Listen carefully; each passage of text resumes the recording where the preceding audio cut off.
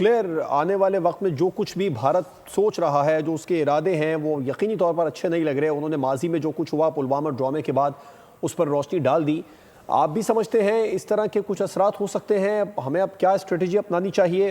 یقینی طور پر میں جو سوال آپ سے کرنا چاہ رہا ہوں آپ سمجھ گئے ہوں گے، کیونکہ آپریشن سوئفٹ ریٹارٹ ہمیں پلوامہ ڈرامے کے بعد ہی کرنا پڑا تھا جب سرجیکل اسٹرائک بھارت نے کی تھی. اب ایک بار پھر اسی طرح کی کوشش کرے گا بھارت؟ دیکھیں جواد، میری اطلاع تو یہ ہے کہ اس وقت پاکستان نے اپنا جس کو کہتے ہیں فل سکیل پہ اپنے جس کو کہتے ہیں دفاع کے لیے، اور اگر کچھ حوالوں سے میں آپ کو یہ بھی کہہ سکتا ہوں کہ پاکستان جو ہے وہ اوفینسو پالیسی بھی اختیار کر سکتا ہے. اب دیکھیں جو یہ سنتاس منصوبہ جس طرح بھی بات ہو رہی ہے ون سائیڈڈ کر دیا. دیکھیں ہم لو ریپیرین کنٹری ہیں. اب یہ سارے دریا جو ہے کہاں سے آتے ہیں؟ یہ تو مالیہ چائنا سے شروع ہوتے ہیں، انڈیا میں آتی ہے، انڈیا سے پاکستان میں آتے ہیں. تو یہ بھی ہو سکتا ہے انٹرنیشنلی جو ہے نا وہ چائنا بھی یہ کام کر سکتا ہے کہ اگر آپ اگرچہ وہ نہیں کریں گے اتنی آسانی کے ساتھ، کیونکہ اب انہوں نے ایک بہانہ بنا لیا ہے. ہمیشہ ایک مدت سے آپ دیکھ لیں کوئی نہ کوئی بہانہ بنا کے وہ پاکستان کے خلاف یا باقی اپنی جو کمیونٹیز ہیں ان کے خلاف، اقلیتوں کے خلاف کچھ نہ کچھ کر رہے ہوتے ہیں. اب سوال اس وقت یہی ہے کہ بھارت اب کیا اچیو کرنا چاہتا تھا؟ وہ یہی کرنا چاہتا تھا کہ پاکستان کے خلاف فالس فلیگ آپریشن کے لیے کیا کرے. اب دوسرا یہ نان کائنیٹک آپریشن کی میں بات کر رہا تھا کہ ان کی پوری کوشش ہوگی پاکستان کو دوبارہ سیٹ اپ میں لے جائیں اور ان کو جناب ریڈ میں ڈالیں تاکہ لوگ دنیا ان سے جس کو کہتے ہیں اکنامک اور ٹریڈ ریلیشن نہ کر پائیں.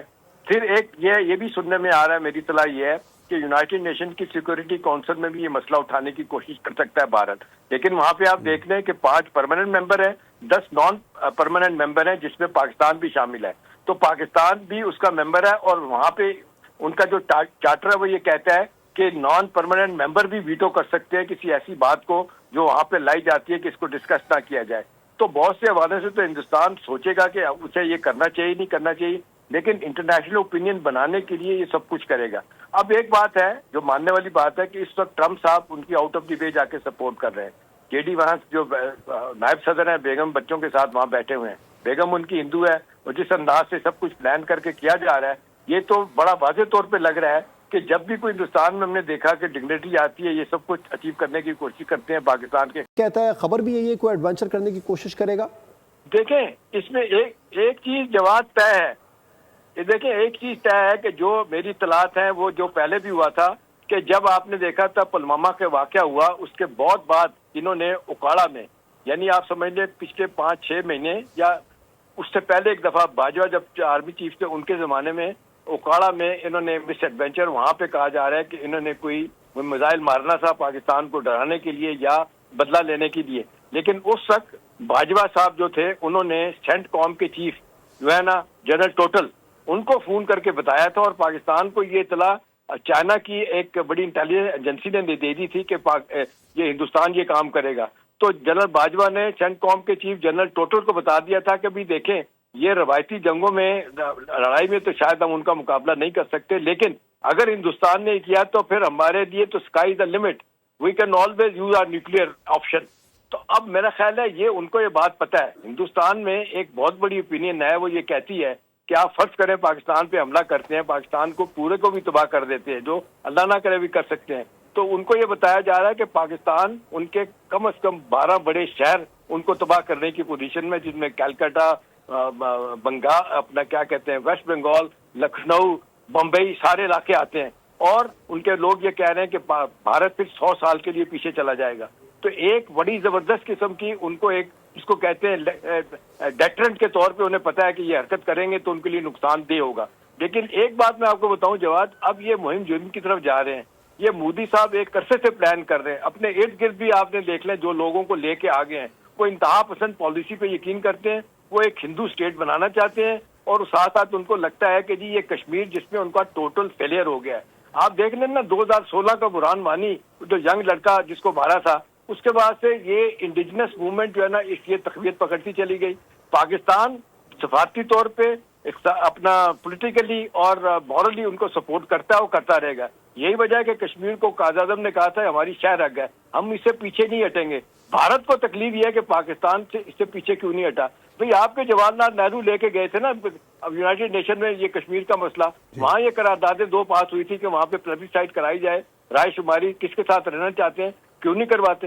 دوسری آپ دیکھ لیں بہت بڑی امبیرسمنٹ جو ان کے لیے ہے, آپ دیکھ لیں ہم نے تو شروع سے ان کو کہا تھا کہ کوئی آپ سے بات کاروبار نہیں کریں گے, کوئی بات نہیں ہوگی جب تک کشمیر کا مسئلہ نہیں حل ہوگا.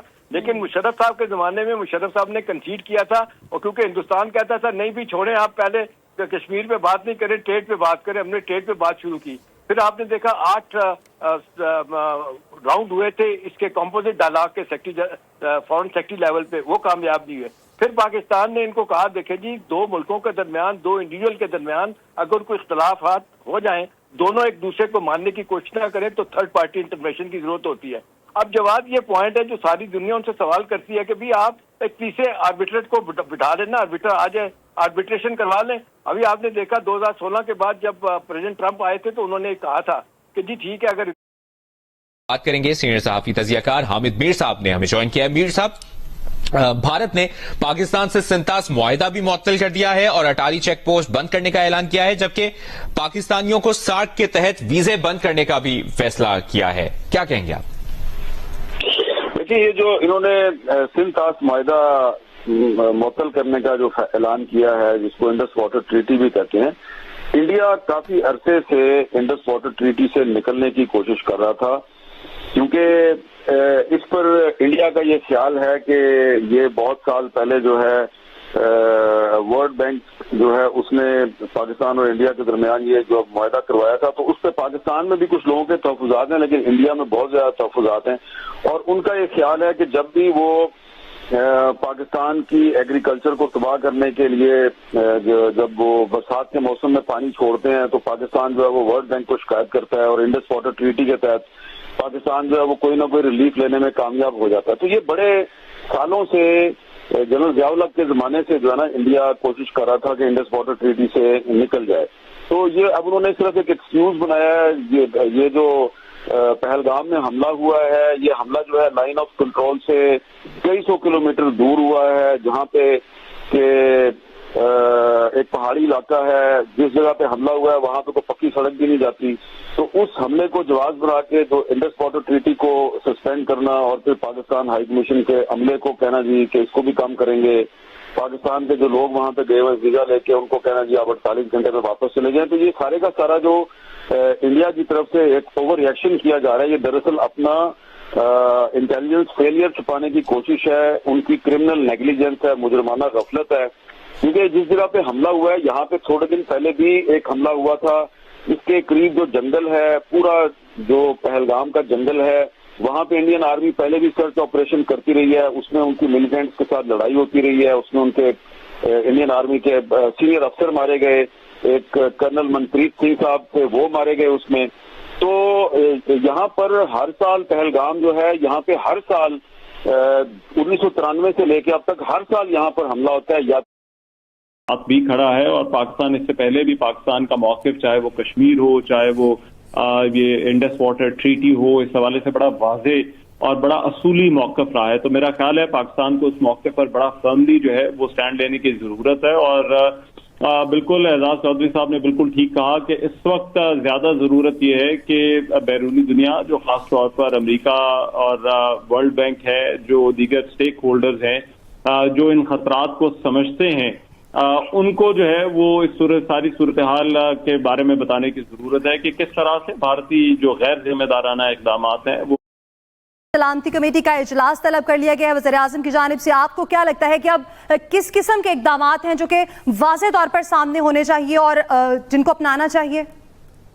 دیکھیں ظاہر ہے کہ پاکستان ایک ذمہ دار ملک ہے اور جو کچھ انڈیا نے کیا ہے, ہماری سیکیورٹی فورسز, مسلح افواج, انٹیلیجنس ادارے مسلسل کوارڈینیشن میں ہیں, چیک بھی کر رہے ہیں, دنیا بھر سے بھی رابطے میں ہیں.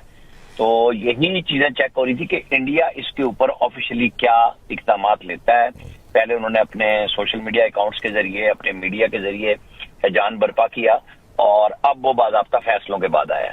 تو ظاہر ہے پاکستان اپنے پراپر نیشنل سیکورٹی کمیٹی میں بیٹھ کے اور فیصلہ کرے گا, بیٹھ کے رسپانس دے گا. اس کے اوپر عالمی برادری سے رابطے کیے جائیں گے. یو این میں بھی ہوگا کہ آپ یونیلیٹرلی یک طرفہ طور پہ سنتاس معاہدے کو ختم اور معطل بھی نہیں کر سکتے. ہیلڈ ان ابیٹس میں آپ نے ڈال دیا ہے. مطلب آپ ایک جنگ کا ہسٹریہ ڈالنا چاہ رہے ہیں پورے خطے کے اندر جیسے رحمان بھی کہہ رہے تھے کہ دونوں ایٹمی قوتیں ہیں اور یہ کوئی آسان کام نہیں ہے جس کام کو انڈیا دیکھ رہا ہے کہ شاید وہ کوئی پریشر ڈال لے گا پاکستان پہ. کل جب وزیر اعظم کی سربراہی میں مسلح افواج کے سارے سربراہان موجود ہوں گے اور دوسری طرف سے تمام وزراء جو اس کے ممبر ہیں اور کچھ لوگوں کو اسپیشل بلایا جائے گا, اس میں اب تک کی تمام سچویشن کا جائزہ لیا جائے گا.